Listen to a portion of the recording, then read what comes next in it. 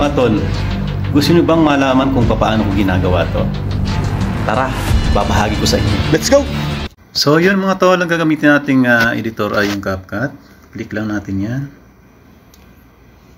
Then new project tayo. Then select natin yung video clip na ginawa natin. I-add lang natin yan. So automatic pupunta na yun dun sa video editor natin sa CapCut. And then click lang natin itong mute kasi may naririnig tayong ingay dyan. So i-mute lang natin yung video. And then play muna natin. So ayan, napakatahimik ng ating video. Yan yung video clip na ginawa natin. Ayan.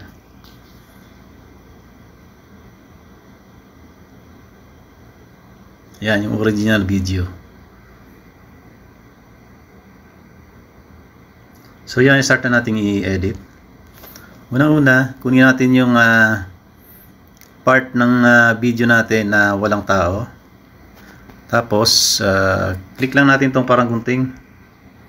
Tapos split natin. Tapos punta tayo sa yung video clip sa may bandang unahan, yung in-split natin.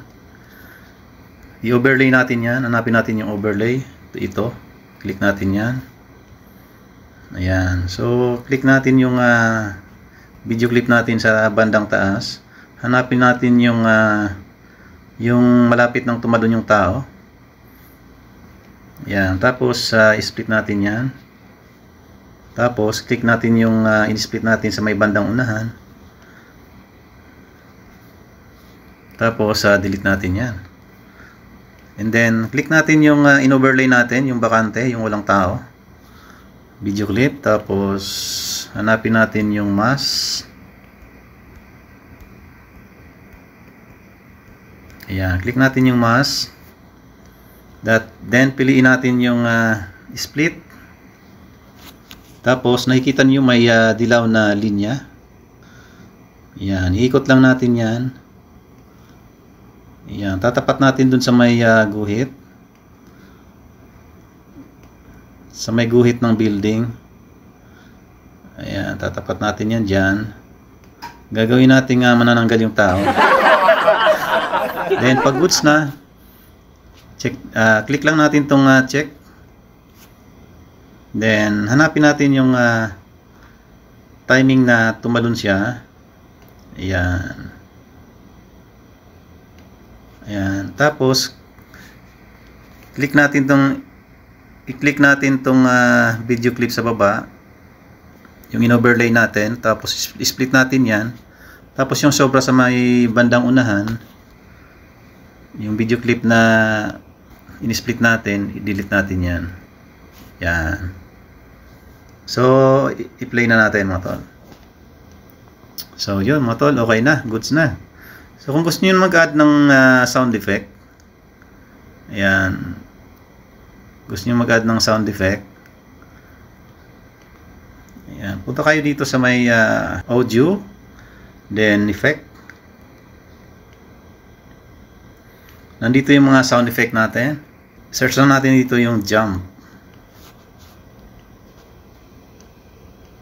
Ayan. Yeah, pag may napili na kayong sounds, click nyo lang to yung plus sign. Yan.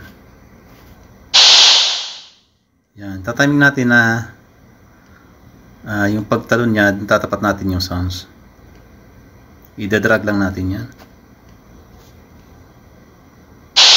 Yan.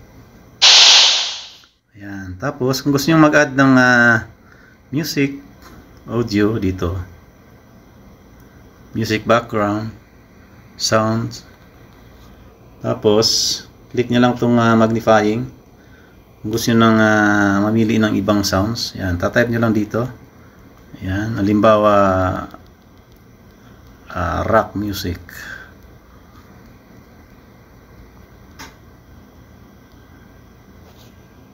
So yan, marami tayong pagmimilian mga rock music yan.